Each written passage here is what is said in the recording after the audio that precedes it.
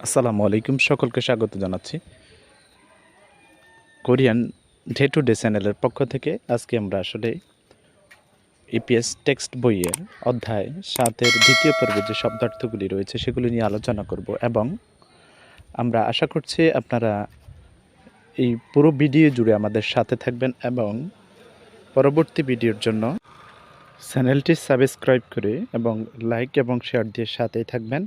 তাহলে চলুন শুরু করা যাক। প্রথম যেই শব্দটি রয়েছে সেটি হলো মুনজাং। মুনজাং শব্দের অর্থ হচ্ছে বাক্য।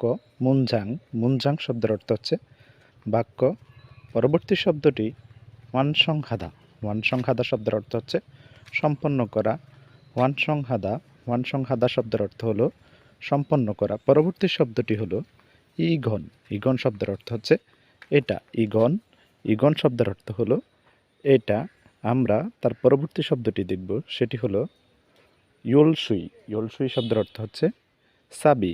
ইয়োলসুই, ইয়োলসুই শব্দের অর্থ হচ্ছে সাবি। আবার বলছি ইয়োলসুই। পরবর্তী শব্দটি হলো খুরন্দে। খুরন্দে শব্দের অর্থ হচ্ছে যাই হোক। খুরন্দে, খুরন্দে শব্দের অর্থ হলো যাই হোক। আমরা পরবর্তী শব্দটি দেখব, সেটি হলো জগে। জগে শব্দের অর্থ হচ্ছে এটাই। জগে, জগে শব্দের অর্থ হলো এটাই। পরবর্তী শব্দটি দেখব আমরা, সেটি হলো মুয়। মুয় শব্দের অর্থ হলো কি। মুয়, মুয় শব্দের অর্থ হলো কি। আবারও বলছি মুয়, মুয় শব্দের অর্থ হলো কি। পরবর্তী শব্দ খাজুক। খাজুক শব্দের অর্থ হচ্ছে পরিবার। খাজুক, খাজুক শব্দের অর্থ হচ্ছে পরিবার। আমরা পরবর্তী শব্দটি দেখব, সেটি হলো খাজুক সাজিন। খাজুক সাজিন শব্দের অর্থ হচ্ছে পরিবারের ছবি। খাজুক সাজিন, খাজুক সাজিন শব্দের অর্থ হলো পরিবারের ছবি। পরবর্তী শব্দটি সাজিন। সাজিন শব্দের অর্থ হচ্ছে ছবি। সাজিন, সাজিন শব্দের অর্থ হলো ছবি।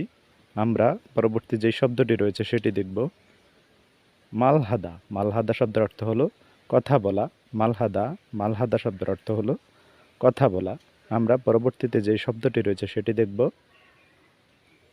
সুরিম্মাল শব্দের অর্থ হলো শব্দ সংক্ষেপ। সুরিম্মাল, সুরিম্মাল শব্দের অর্থ হচ্ছে শব্দ সংক্ষেপ। পরবর্তী শব্দ মানি। মানি শব্দের অর্থ অনেক বা বেশি।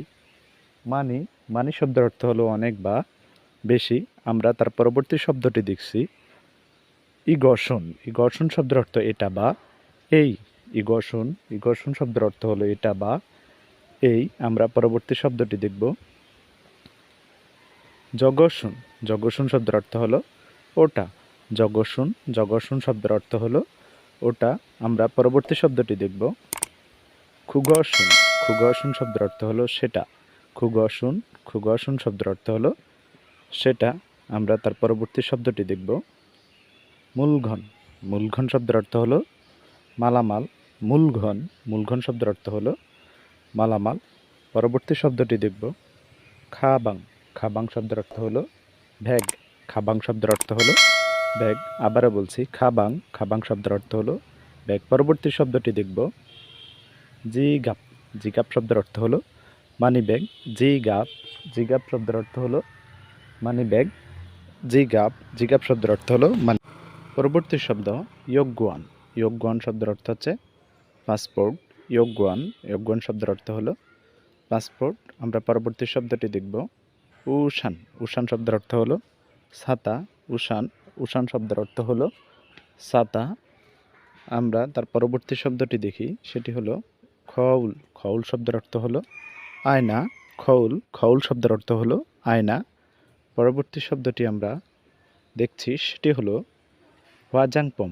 ওয়াজাংপম শব্দের অর্থ হলো প্রসাধনী। ওয়াজাংপম, ওয়াজাংপম শব্দের অর্থ হলো প্রসাধনী। আমরা পরবর্তী শব্দটি দেখছি বিত। বিত শব্দের অর্থ হচ্ছে চিরুনি। বিত, বিত শব্দের অর্থ হলো চিরুনি।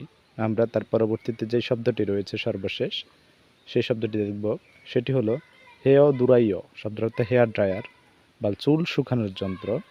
হেয় দুরাইয়। এতক্ষণ সাথে থাকার জন্য সকলকে ধন্যবাদ জানাচ্ছি। আশা করছি পরবর্তী ভিডিওর জন্য অপেক্ষা করবেন এবং আমাদের সাথেই থাকবেন। ধন্যবাদ সকলকে।